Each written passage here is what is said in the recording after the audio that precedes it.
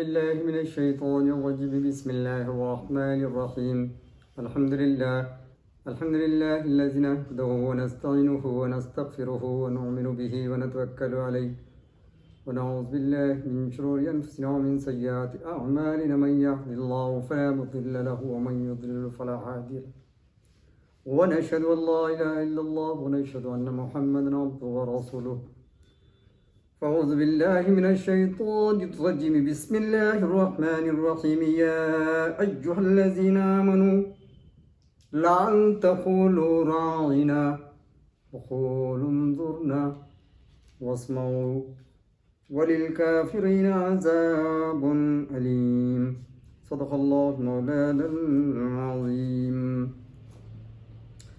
گزشتہ آیتوں میں ہم نے دیکھا کہ قوم بنی اسرائیل یہود انبیاء اکرام کے ساتھ جو ان کے تال میل ہوا کرتے تھے تو بڑے عجیب و قسم کے جو ماننے والے ہوتے تو مان لیتے، لیکن جو نہیں ماننے والے ہوتے وہ اذیت پہنچانے کی تمام ترتیبوں کو استعمال کیا کرتے، چاہے پھر وہ جسمانی اعتبار سے ان کو تکلیف یا اذیت دی جائے یا ذہنی اذیت دی جائے یا خاموشی میں دی جائے یا ظاہر ہو یا باطن ہو، ہر اعتبار سے انبیاء اکرام کو ستانے کے تمام حرکات وہ کیا کرتے تھے.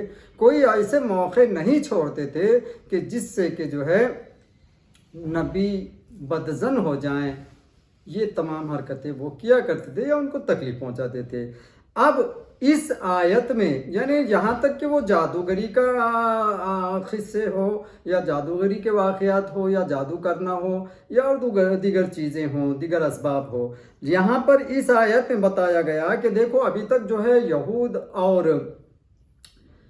بنی اسرائیل جو ہیں جو اذیتیں پہنچانے کی جو ذرائع تھے وہ غیبی اعتبار سے تھے، لیکن یہاں پر بالمشابہ آپ کے پاس حاضر ہو کر کے جب جو ہے یہ منافقین اور یہود جو ہے ان کے محفلوں میں آ کے بیٹھا کرتے تھے تو عامت الناس کے ساتھ، مومنین کے ساتھ جب جھرمٹ میں بیٹھ جاتے یا آپ کے گوشے نشین ہو جاتے تو اب سب کے ساتھ جب بیٹھنے کے بعد، گفتگو میں آنے کے بعد، تال میل بیٹھنے کے بعد، ظاہر سی بات ہے جو عام لفظ، عام تلفظات، آپ زبان استعمال کی جاتی وہی زبان، وہی تلفظات وہ صحابہ اکرام یا مومنین کے ساتھ کافرین، مشرکین، منافقین بھی جو ساتھ میں بیٹھے ہوئے تھے وہی استعمال کرتے تھے، وہی جملے بولتے تھے، وہی الفاظ بولتے تھے. لیکن دیکھو قربان جائیں کہ آپ صلی اللہ تعالیٰ علیہ وسلم کے ہستی پر کہ اللہ تبارک و تعالیٰ کے نزدیک آپ صلی اللہ تعالیٰ علیہ وسلم کا درجات کے حدود کو ہم تو نہیں سمجھ سکتے، لیکن اللہ ہی بہتر جانتا ہے کہ اللہ کے نزدیک آپ صلی اللہ علیہ وسلم کا رتبہ کیا ہے. اور آپ صلی اللہ تعالیٰ علیہ وسلم کے ہر حس و حرکت کو پہ نظر رکھنے والی اللہ کی ذات غائبی اعتبار سے ہو، ظاہری اعتبار سے ہو، ذہنی اعتبار سے ہو، نظری اعتبار سے ہو، زبانی اعتبار سے ہو، جسی بھی اعتبار سے ہو، اگر کافرین، مشرکین، یہود جو ہے آپ صلی اللہ علیہ وسلم کو تکلیف پہنچانا چاہتے تھے، اذیت دینا چاہتے تھے زبانی تلفظات سے یا غیبی اعتبار سے یا ذہنی اعتبار سے یا غائبانہ جو ہے ان کو تکلیف پہنچانا چاہتے تھے تو وہ اس چیز کو اللہ رب العزت ظاہر کر کے عامت الناس کو تنبیہ دے دیتا تھا، آگاہ کر دیتا تھا اللہ رب العزت کہ دیکھ لو اے مومنو، خبردار ہو جاؤ، تم بھلے ہی تمہارے ساتھ یہ لوگ رہ رہے ہیں، تمہارے ساتھ ہنس و حرکت کر رہے ہیں، تمہارے ساتھ لب و لہجہ ملا رہے ہیں، لیکن ان کا لب و لہجہ، ان کی زبان، ان کے تلفظات بھلے ہی تمہارے جیسا بول رہے ہیں، لیکن ان کا بولنے کا مقصد وہ نہیں ہے. یہ بول کچھ اور رہے ہیں، سمجھ کچھ اور رہے ہیں. تو یہ بول جو رہے ہیں وہ تو ظاہر میں بول رہے ہیں، لوگوں کے سامنے بول رہے ہیں، نبی کے سامنے بول رہے ہیں، مومنین کے سامنے بول رہے ہیں جو کہ سب سن رہے ہیں، لیکن جو سمجھ رہے ہیں وہ تو عامت الناس کے بس کی بات نہیں ہے نا. وہ تو اللہ ہی جانتا ہے کہ یہ دل میں کیا سمجھ رہے ہیں.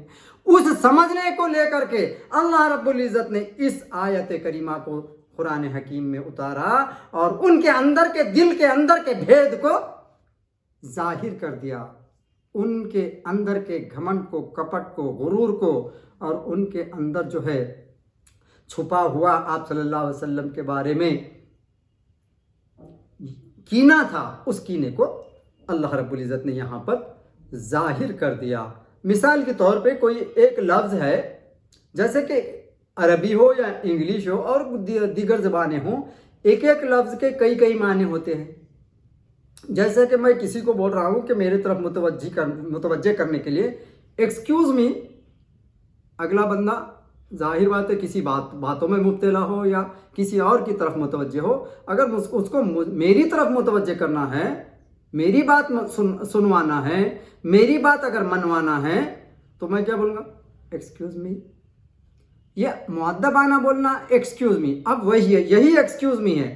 اب دیکھو، میرے کو کسی کو دھمکانا ہے، کسی نے میرے کو زبان میں کچھ بول کر کے چلے گیا اور مجھ کو میری طرف متوجہ کرنا ہے اور مجھ کو اس کو ڈانٹنا ہے، تو میرا لب و لہجہ اور بولنے کا جو یہ ہے تھوڑا بدل جائے گا۔ اب کیا بولوں گا میں؟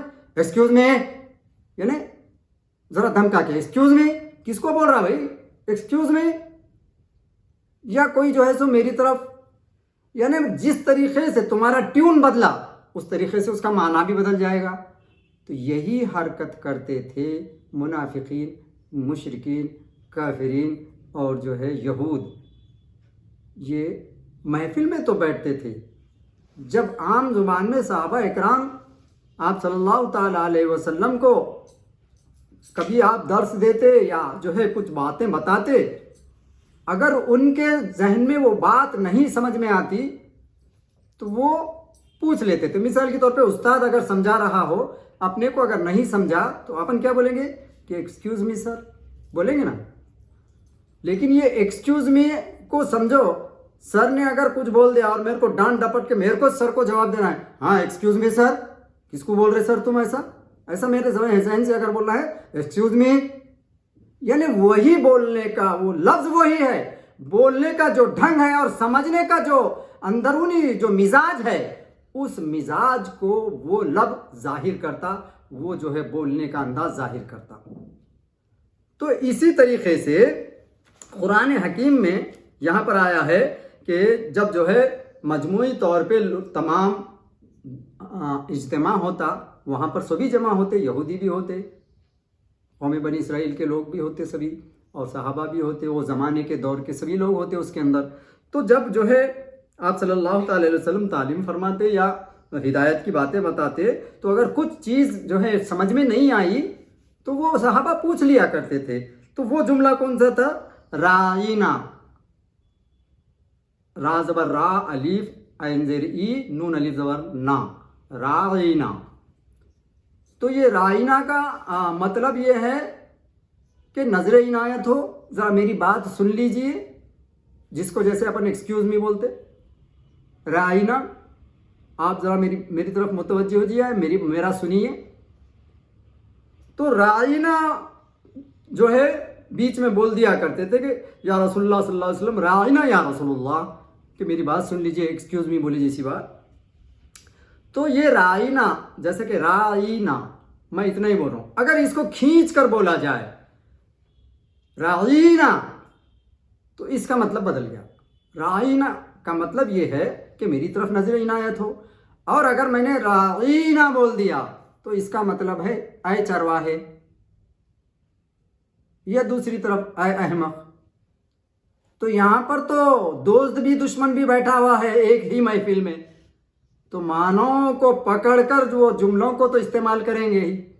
تو ویسا ہی ہو رہا تھا عام مومنین اور صحابہ اکرام کے ساتھ جو بیٹھے ہوئے منافقین اور یہود تھے، تو یہ اپنے ذہن سے، اپنی سمجھ سے آپ صلی اللہ تعالیٰ علیہ وسلم کو جب صحابہ اکرام رائینا بولتے تو یہ رائینا بولتے، اور دل میں خوش ہو جاتے کہ ہم اس کو احمق بول رہے، اور خوش ہو جاتے ہیں، ارے احمق، ارے چرواہے، یہ ایسا سمجھ لیتے تھے، دل میں بولتے تھے، اور دل سے یہ بولتے تھے۔ زبانی طور پہ اب اتنا جو ہے کون غور کر رہا ہے، یہ کھینچ کر بول رہا ہے، کیا بول رہا ہے۔ تو اس طریقے سے یہ اندر اور ظاہر اور باطن ان کا الگ ہوا کرتا تھا، لیکن اللہ رب العزت دلوں کو جاننے والا ہے۔ اللہ تعالیٰ نے جان لیا کہ یہ جو ہے نا میرے حبیب صلی اللہ علیہ وسلم کی بارگاہ میں گستاخی کر رہے ہیں، تو گستاخ رسول کو اللہ نہیں بخشتا کبھی، تو اللہ تعالیٰ نے ان کو ظاہر کر دیا۔ تو تمام مومنین سے کی طرف اللہ تعالیٰ متوجہ ہو کے فرماتا ہے کہ اے مومنو، غفلت میں نہ رہو، تم رائنا بول رہے ہو، یہ بھی رائنا بول رہے ہیں، لیکن ان کا بولنے کا مطلب یہ الگ معنی سے بول رہے ہیں اور تمہارے ساتھ بول رہے ہیں۔ اگر ان کو اعتراض کیا جائے تو وہ یہ بولیں گے کہ یہ بھی بول رہے مسلمان اور ہم بھی بول رہے ہیں، تو اس میں کیا برا ہے بھائی؟ لیکن ان کا بولنے کا جو انداز ہے، سمجھنے کا انداز ہے، الگ ہے۔ لہذا اے مومنو یا ایھا الذین آمنو لا تقولوا رائنا، اب تم آج سے تم کو یہ پابندی ہے۔ کیا پابندی ہے؟ لا تقولوا رائنا، تم نے اب رائنا نہیں بولنا ہے۔ کیا بولنا ہے اس کے بدلے میں؟ وقولوا انظرنا، وقولوا انظرنا، بلکہ یہ بولیے کہ نظر عنایت ہو یا رسول اللہ، میری طرف نگاہ کرم ہو۔ یہ یعنی اللہ تعالیٰ اپنے حبیب صلی اللہ علیہ وسلم کو ایذا لفظوں سے پہچانے والی ذات کو ظاہر کر کے یہ فرما رہا ہے کہ اے مومنو، ان کے ساتھ ساتھ نہ بول لو، وہ الگ معنی سے بول رہے ہیں، تم نے اپنا جملہ لفظ چینج کر دینا ہے، بلکہ رائنا کے بجائے انظرنا بولنا ہے۔ اور دیکھو تم کیا کر رہے ہو، پہلے تو تمہارا دھیان ایک طرف رہ رہا نہیں، کبھی ادھر دیکھے کبھی ادھر دیکھے، تمہارا ذہن ایک طرف، آپ پوری طریقے سے متوجہ نہیں ہو۔ اس واسطے جو واعظ جب واعظ کرتا ہے پورے طریقے سے متوجہ ہو، یا کوئی بیان کرتا ہے اس طرف پوری طریقے سے متوجہ ہو، استاد ہو اس کے طرف پوری طریقے سے متوجہ ہو۔ اگر متوجہ نہیں ہوں گے تو آپ کے ذہن میں وہ بات نہیں آئے گی، پھر آپ تھوڑا لیٹ ہو کر کے آپ بولیں گے کہ ایکسکیوز می رائنا۔ تو یہاں پر اللہ تعالیٰ فرماتا ہے کہ پہلے تو تم یہ لفظ چھوڑ دو بولنا، انظر نہ بولو۔ اور ایک بات یاد رکھو، ہدایت کے ساتھ اللہ تعالیٰ تنبیہ بھی دے رہا ہے کہ ایسا تو کرو، لیکن وسمعوا، اچھی طریقے سے پہلے سن لیا کرو نا یار، بعد میں دہراؤ کیوں بول رہے ہو، پھر سے دہرائیے ایسے کیوں؟ تو وسمعوا، اپنا پورا کانسنٹریشن ایک جگہ رکھو، اچھے سے سنو پہلے۔ وسمعوا وللکافرین عذاب علیم، اور بے شک اللہ تعالیٰ جو ہے کافروں کے لیے سخت عذاب، دردناک عذاب اللہ تعالیٰ نے رکھا ہے۔ اور وہ کافر جو کہ ایسے جو ہے نبیوں کو اور مومنوں کو ایذا پہنچانے کی تلفظات یا کسی بھی حرکات و سکنات کو استعمال کرتے ہیں، اللہ تعالیٰ ان کے لیے دردناک عذاب رکھا ہے۔ اور اگر پھر تم یہی جملہ استعمال رائنا کرو گے تو تم بھی اسی میں آ جاؤ گے، لہٰذا اپنے جملے کو بھی چینج کر دو اور اچھی طریقے سے ذہن نشین کر کے سنا کرو۔ اے ایمان والو، رائنا نہ کہو، یوں عرض کرو کہ حضور ہم پر نظر رکھیں اور پہلے ہی سے بغور سنو، اور کافروں کے لیے دردناک عذاب ہے۔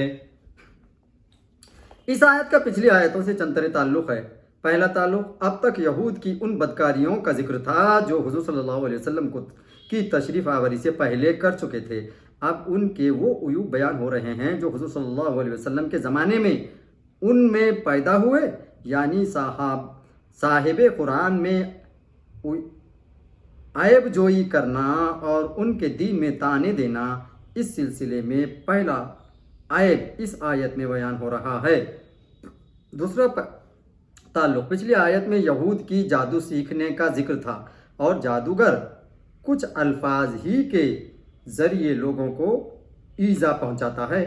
اب اس آیت میں ان لوگوں کی وہ تکلیف دینے والی باتیں بیان ہو رہی ہیں جو جادو کی طرح حضور علیہ السلام کو ایذا پہنچاتی تھی۔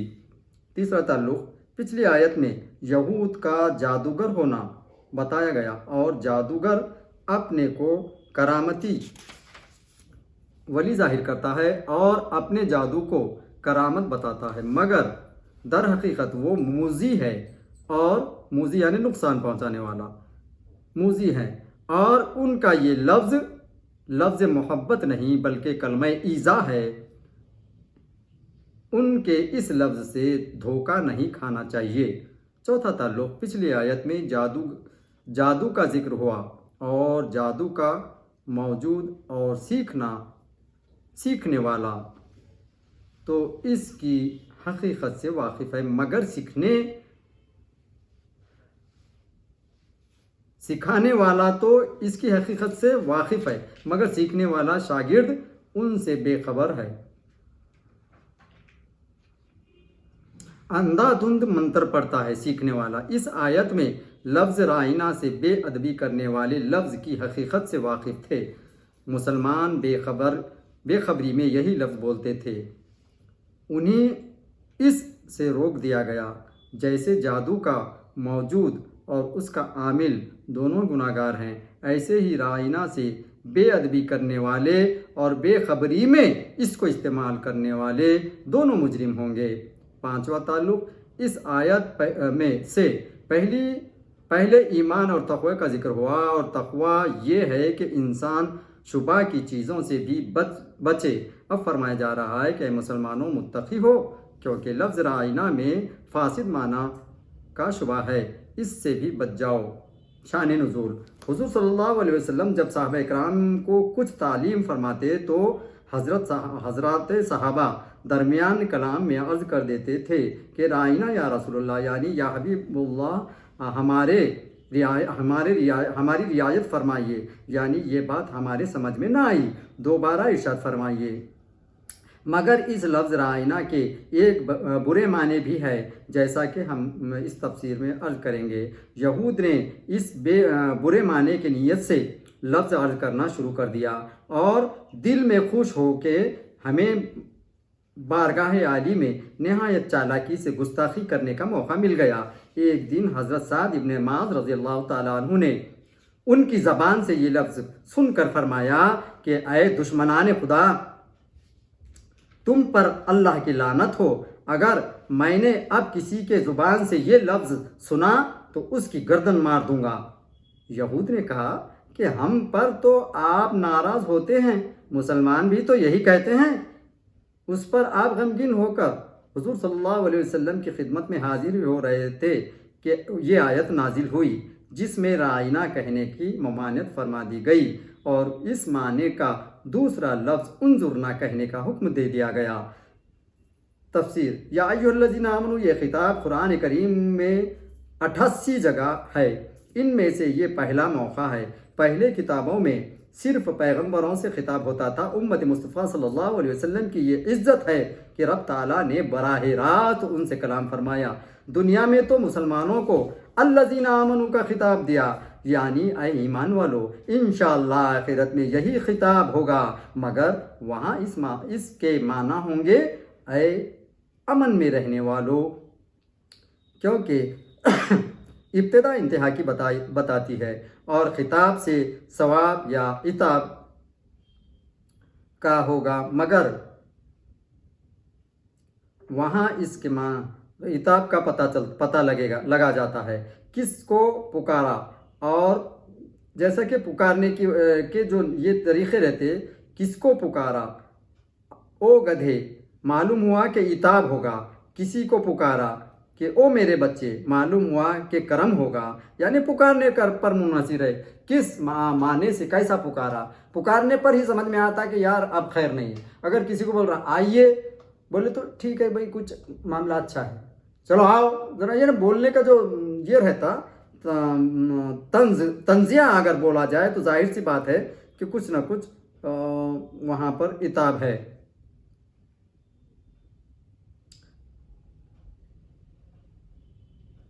معلوم ہوا کہ کرم ہوگا۔ بعض روایت میں ہے کہ توریت و انجیل میں خطاب یا ایھا المساکین تھا، کہ جس کا انجام یہ ہوا کہ ضربت علیہم الذلۃ والمسکنہ، کہ ان پر ذلت و خواری ڈال دی گئی۔ ہمیں خطاب ہوا کہ یا ایھا الذین آمنوا، جس کا انجام ہوا کہ وبشر المؤمنین بان لهم من اللہ فضلا کبیرا۔ خیال رہے کہ الذین آمنوا کے خطاب میں حضور داخل نہیں ہوتے، کیونکہ یہ ایمان والوں سے خطاب ہے اور حضور عین ایمان ہیں۔ حضور کا خطاب ہے جیسا کہ یا ایھا النبی، یا ایھا الرسول، یا ایھا المزمل، یا ایھا المدثر وغیرہ وغیرہ۔ نیز کبھی اس خطاب کے بعد ایسے احکام بیان ہوتے ہیں جو حضور صلی اللہ علیہ وسلم پر شامل نہیں ہو سکتے، جیسے یہاں رائنا کہنے سے باز رہنے کا حکم یا رب کا فرمان کہ اے مومنو اس خطاب کے بعد ایسے احکام بیان ہوتے ہیں جو حضور پر شامل نہیں ہو سکتے۔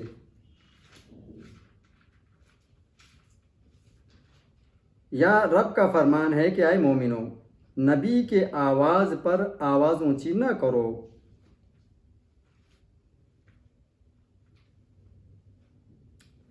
اے مومنو اللہ کے رسول سے آگے نہ بڑھو، وغیرہ وغیرہ۔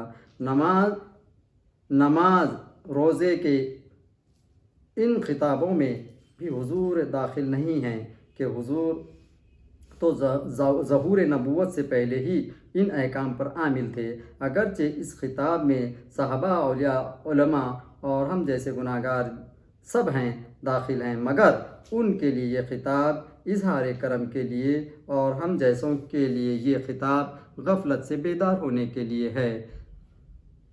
مگر تعلقات علیحدہ، لا تقولوا راعینا، ہمارے نبی سے آئندہ راعینا نہ کہے، یہ لفظ مراعات کے امر ہے، جس کا معنی ہے رعایت کرنا۔ صحابہ کرام عرض کرتے تھے راعی، رعایت فرمائیے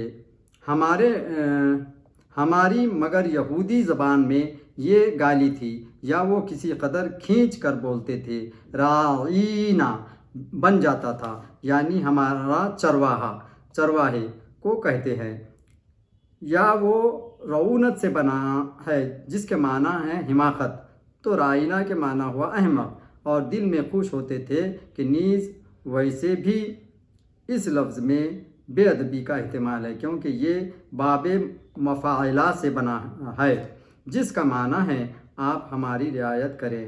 آپ کی اس میں نبی صلی اللہ علیہ وسلم کے ساتھ برابری کا شبہ پایا جاتا تھا۔ یہ خود سری کا حکم معلوم ہوتا تھا کہ یہ حبیب اللہ میرے کلام کی رعایت کیجیے، اس سے بے پرواہی نہ کیجیے کہ وہ اور کے ساتھ مشغول نہ ہوئیں۔ خلاصہ تفسیر: اے ایمان والو، تم ہمارے نبی صلی اللہ علیہ وسلم سے نیک نیتی اور صفائی دل کے ساتھ لفظ راعینا بول دیتے ہو، جس کا یہ مطلب ہے کہ حضور نے ہم نے یہ بات نہ سنی، ہم پر نظر کرم فرمائیں اور دوبارہ فرما دیں، مگر تمہارے اس لفظ کا خراب معنی بھی ہے، اور اس سے دشمنوں کو بے ادبی اور گستاخی کرنے کا موقع مل جاتا ہے، لہٰذا تم یہ لفظ اچھی نیت سے بھی بولنا چھوڑ دو، تاکہ گستاخی کا دروازہ بند ہو جائے، اور بجائے اس کے انظرنا کہہ دیا کرو، اس سے تمہارا مقصد پورا ہو جائے گا اور بے ادبی کا بھی شبہ نہ رہے گا۔ اور سب سے بہتر یہ ہے کہ نبی صلی اللہ علیہ وسلم کا کلام شریف پہلے ہی سے بغور سن لیا کرو، تاکہ اس عرض معروض کی ضرورت نہ پڑے، یا ہمارے یہ حکم کان کھول کر سن لو، اب اس کی خلاف ورزی نہ ہو۔ اب کوئی راعینا کہے گا وہ کافر ہوگا، کافروں کے لیے دردناک عذاب ہے۔ اللہ رب العزت سے دعا ہے کہ اللہ تعالی ہم سبوں کو اللہ اور اس کے رسول کی اطاعت اور فرما برداری کرنے کی توفیق رفیق عطا فرمائے۔ وآخر الدعوانا الحمد للہ رب العالمین۔